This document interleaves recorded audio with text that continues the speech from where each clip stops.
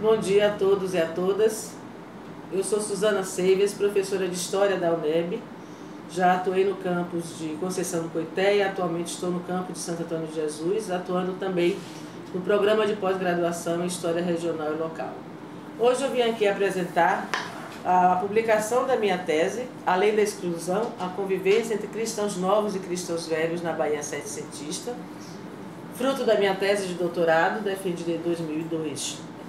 Depois de 14 anos, consegui desengavetar essa tese, que continua atual, posto que é um trabalho ainda inédito em relação a estudos sobre os cristãos novos e a Inquisição no século XVIII. Os cristãos novos, para quem não sabe, são a geração convertida dos judeus que foram convertidos à força por Dom Manuel em 1497 e os seus descendentes. Então nós trabalhamos aqui com a descendência desses judeus que foram forçadamente convertidos ao catolicismo e que passaram a significar uma população que trazia no seu sangue, né, a religiosidade judaica. E assim a Igreja Católica os considerou herege e, por serem católicos, poderia então julgá-los como desviantes da fé católica, como hereges. Então, o meu estudo ele vai abordar uma comunidade cristã nova que se estabeleceu na Bahia a partir do início do século XVII, a partir de 1700 mais ou menos, quando chegam as primeiras famílias, e eu vou abordar nesse trabalho a integração dessas pessoas na sociedade baiana, a partir da observação das suas atividades econômicas, do desenvolvimento, do desempenho das suas atividades econômicas,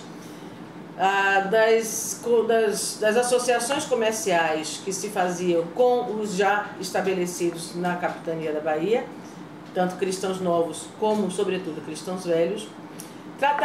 Trato da solidariedade que estava imanente nesse grupo de cristãos novos, inclusive fortalecendo o grupo ao receber pessoas que vinham de Portugal e aqui se estabeleciam.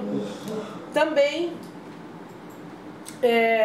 trato da religião, da religiosidade desses indivíduos, apontando o que de judaísmo permaneceu na memória dessas pessoas, uma vez que eles estavam distantes por séculos de qualquer literatura rabínica, de qualquer contato com a religião judaica oficial, permanecendo na memória apenas aqueles resquícios dos seus antepassados, ao lado, né, de práticas religiosas católicas que eles eram obrigados a observar por serem oficialmente cristãos.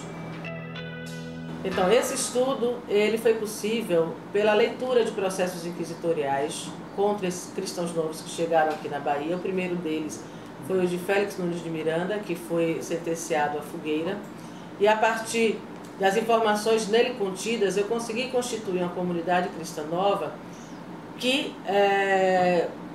de 174 homens e 90 mulheres.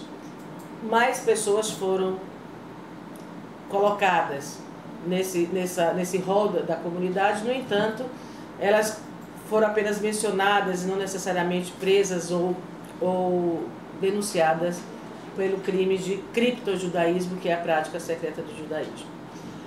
No primeiro capítulo, então, eu abordo a chegada dessas pessoas, a origem delas, quem eram os pais, quem eram os filhos, como eles chegaram aqui na Bahia, em que época chegaram, as situações familiares.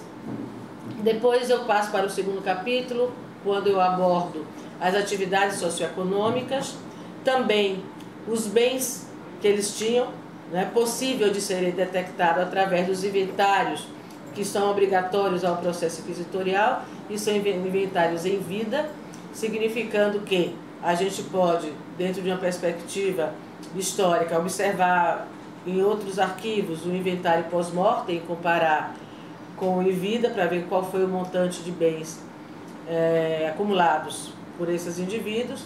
No terceiro capítulo eu vou falar sobre a memória religiosa. No capítulo eu trato exatamente do que da memória judaica permaneceu na oralidade dessas famílias, dessas pessoas, porque eles estavam há muito tempo distantes de qualquer literatura e contato com a religião judaica oficial, e mantinham, né, na tradição familiar da celebração do Yom Kippur, da celebração do Shabat, mas também, e isso às vezes gerava um conflito interno na alma desses indivíduos, ficavam, por praticarem, serem obrigados a conviver dentro do catolicismo, ficavam muitas vezes com uma fé ambígua. Que é o caso, por exemplo, desse Félix Nunes de Miranda, que foi levado à fogueira por se dizer cristão e não se confessar praticante do judaísmo. No último capítulo, então, eu trato um pouco sobre a atuação do Santo Ofício na Bahia, nos primeiros 40 anos, quando esteve à frente da maioria das ações inquisitoriais o comissário João Calmon.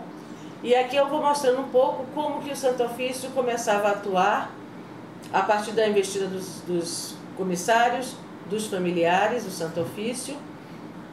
Enfim, é um quadro panorâmico da situação dos cristãos novos nessa primeira metade do século XVIII. Estudos sobre os cristãos novos na Bahia ainda são incipientes. Nós temos sobre outras áreas, temos sobre o funcionamento da Inquisição, sobre outros crimes. E esse livro ele tem a pretensão de vir a colaborar com os estudos sobre os cristãos novos na Bahia no século XVII, que foi realizado pela minha orientadora, a professora Anita Novinsky, e eu trago esse panorama para o século XVIII. Então é uma leitura que estende-se a todos aqueles que tenham curiosidade em conhecer a história dos cristãos novos na Bahia, a história dos cristãos novos no Brasil, aos estudantes de história, né, aos profissionais da área, para que a gente agora comece a perceber que esses indivíduos que se distinguiam da população portuguesa pela sua origem judaica, né, os cristãos novos distintos dos cristãos velhos, possam vir a ser considerados dentro das suas particularidades, dentro das suas idiosincrasias. Eu agradeço então a todos e aqui está o nosso livro que pode ser adquirido por quem assim desejar. Muito obrigada.